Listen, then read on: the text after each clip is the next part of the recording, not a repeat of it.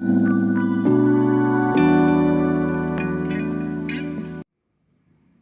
Friends, welcome to morning mummy. இப்போ எங்கள் வீட்டுக்கு ஒரு புது கிரைண்டர் வாங்கியிருக்கோம். இதுதான் அந்த புது கிரைண்டர். நாங்கள் வாங்கியிருக்க இந்த கிரைண்டர் பிரீத்தி கம்பெனியோடது. பிரீத்தி லேவண்டர் கலரில் பார்க்கவே ரொம்ப அட்ராக்டிவாக மைல்டாக இருக்குது. இது நாங்கள் தர்மபுரியில் 4500 ருபீஸ்க்கு வாங்கினோம். இதை இப்போ நாங்கள் அன்பாக்ஸ் பண்ண போகிறோம். வாங்க ஃப்ரெண்ட்ஸ், உள்ளார என்ன இருக்குன்னு பார்க்கலாம். இந்த கலரே எனக்கு ரொம்ப பார்க்க பிடிச்சிருக்கு. இதோட ஃபீச்சர்ஸ் பார்த்தீங்கன்னா, இந்த மோட்டருக்கு 5 இயர்ஸ் வாரண்ட்டி இருக்குது. டோட்டல் ப்ராடக்ட்டுக்கு 2 இயர்ஸ் வாரண்ட்டி கொடுத்துருக்காங்க. அது இல்லாமல் லைஃப் லாங் ஃப்ரீ சர்வீஸ் கொடுத்துருக்காங்க. இந்த கிரைண்டரோட மாடல் நம்பர் வந்து WG905. இதோட வெயிட் வந்து 13.5 kg கொடுத்துருக்காங்க. இப்போ ஓப்பன் பண்ணாங்கன்னா தெரிஞ்சிடும் எவ்வளோ வெயிட்டாக இருக்கா இல்லை வெயிட்லெஸ்ஸாக இருக்கா அப்படின்ட்டு. இதுக்கு கரண்ட் பார்த்திங்கன்னா 150 வாட்ஸ் தேவைப்படும். இதுதான் எங்கள் வீட்டு புது கிரைண்டர்.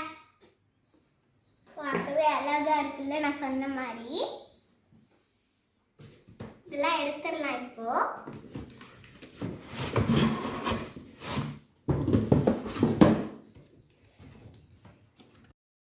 இப்போ இதை வெளியில் எடுக்க போகிறோம். பாருங்கள், பார்க்கவே எவ்வளோ ஸ்டைலிஷாக இருக்குது. இதை தூக்கி வைக்கும்போது கொஞ்சம் கஷ்டமாகவே இருந்தது, கொஞ்சம் வெயிட்டாகவே இருந்தது.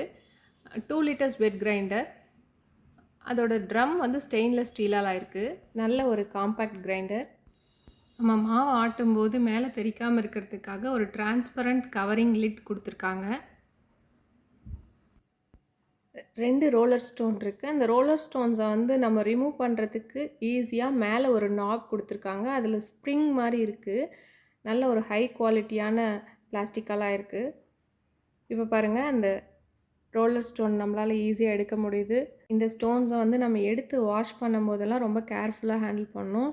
இல்லைனா அது உடஞ்சிருச்சுன்னா திரும்ப நம்ம மறுபடியும் தனியாக வாங்க வேண்டியது இருக்கும். இப்போ இந்த ட்ரம்மையும் நம்மளால் தனியாக கழட்ட முடியும். ஸோ ஈஸியாக நம்ம எடுத்து வாஷ் பண்ணிவிட்டு திரும்ப வந்துட்டு ஃபிக்ஸ் பண்ணிக்கலாம். திரும்ப ரோலர் ஸ்டோன்ஸையும் நம்மளால் ஈஸியாக அந்த மாதிரி ஃபிக்ஸ் பண்ணிக்க முடியும். இதை ஃபிக்ஸ் பண்ணிவிட்டு திரும்ப அந்த நாபை வந்து நம்ம போடும்போது நல்லா டைட்டாக ப்ரெஸ் பண்ணி போடணும். நம்ம அதை நல்லா அழுத்தி ப்ரெஸ் பண்ணல அப்படின்னு சொன்னால் அது சும்மா தான் சுற்றிக்கிட்டே இருக்கும். ஸோ நல்லா டைட்டாக அழுத்தி ப்ரெஸ் பண்ணணும்.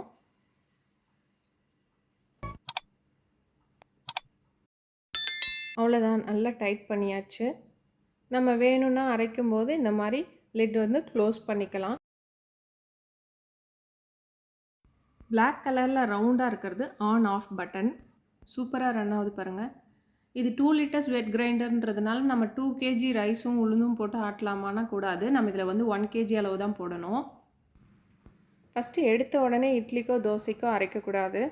ஸோ நான் அதனால் என்ன பண்ணிட்டேன்னா, ஒரு 6 மணி நேரம் ஊற வச்ச பச்சை அரிசியை வந்துட்டு இதில் போட்டு அரைச்சி எடுத்துட்டேன். கிரைண்டரில் பவுடர் மாதிரி ஒட்டி இருந்தது எல்லாம் அதில் வந்துருச்சு. ஸோ அதை நான் வந்துட்டு அதை அரைச்சி எடுத்துகிட்டு அதை வெளியே ஊற்றிட்டேன். அதை வாஷ் பண்ணிவிட்டு இப்போ வந்து நான் உளுந்து போட போகிறேன். ஒரு 1/2 கிலோ உளுந்து வந்து ஒரு 2 மணி நேரம் ஊற வச்சுருக்கேன் தேன் குழல் செய்யறதுக்காக. நான் இப்போ வந்து இதில் உளுந்து போட போகிறேன். ஸோ ஃபஸ்ட்டு வந்து ஒரு 1/2 டம்ளர் தண்ணி வந்து ஊற்றிட்டு இப்போ உளுந்து போடுறேன். பார்க்கலாம் எவ்வளோ நேரத்தில் வந்து இது நல்லா மைதுன்ட்டு. தேன்குழலுக்கு வந்து மாவு கெட்டியாக இருக்கணும், அதனால் தண்ணி நான் நிறைய விட போகிறதில்ல. இதே மாதிரி நீங்கள் இட்லி தோசைக்கு ஆட்டுறதா இருந்தால் கூட ஃபஸ்ட்டு உளுந்து போட்டு அதுக்கு ஓரளவுக்கு முக்கால்வாசி வந்து நல்லா மஞ்சதுக்கப்புறமா வந்து நீங்கள் இட்லி அரிசி அந்த மாதிரி போட்டுக்கலாம். தனித்தனியாக ஊற வச்சு போடுங்க.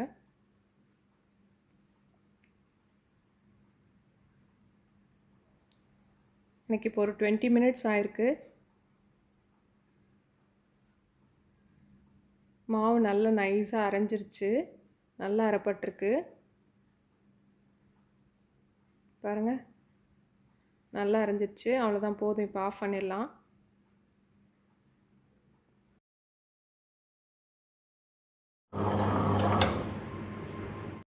மாவு நல்லா அரைப்பட்டுருச்சு. எனக்கு ரொம்ப பிடிச்சிருக்கு இந்த கிரைண்டர்.